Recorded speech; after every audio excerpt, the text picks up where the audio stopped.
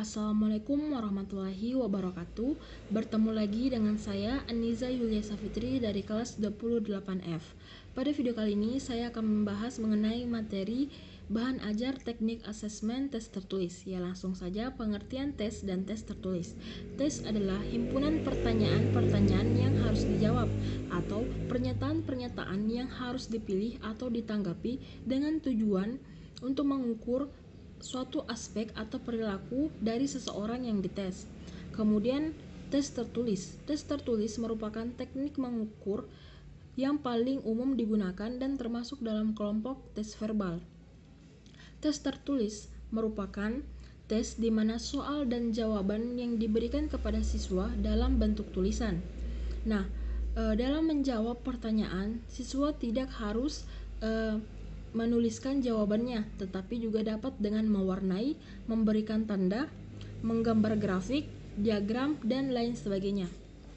Nah, selanjutnya yaitu tujuan penggunaan tes.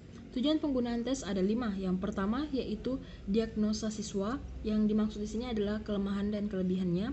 Kemudian yang kedua, menilai kemampuan siswa, baik itu keterampilan, pengetahuan, maupun pemahamannya. Kemudian yang ketiga yaitu sertifikasi, yang keempat yaitu seleksi, dan yang kelima adalah monitoring standar pendidikan. Nah, selanjutnya yaitu fungsi. Fungsi formatif di kelas 1 dilakukan pada saat berlangsungnya proses belajar mengajar. Yang kedua dilaksanakan secara periodik. Yang ketiga, mencakup semua mata pelajaran yang telah diajarkan.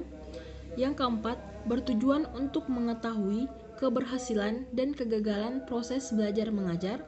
Yang kelima, dapat digunakan untuk perbaikan dan penyempurnaan proses belajar mengajar. Fungsi sumatif di kelas.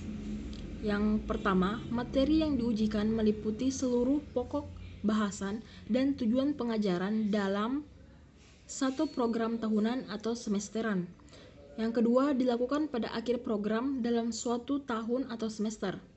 Yang ketiga, bertujuan untuk mengatur keberhasilan belajar peserta didik secara menyeluruh.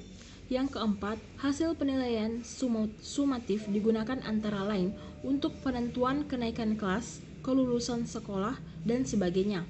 Nah, yang terakhir yaitu bentuk soal tes tertulis. Yang pertama yaitu objektif, meliputi pilihan ganda, bentuk soal dengan pilihan jawaban benar. Yang ketiga yaitu menjodohkan.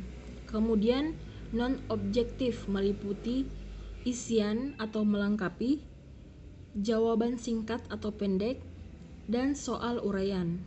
Ya, itu saja yang bisa saya jelaskan. Kurang lebihnya mohon dimaafkan. Wassalamualaikum warahmatullahi wabarakatuh.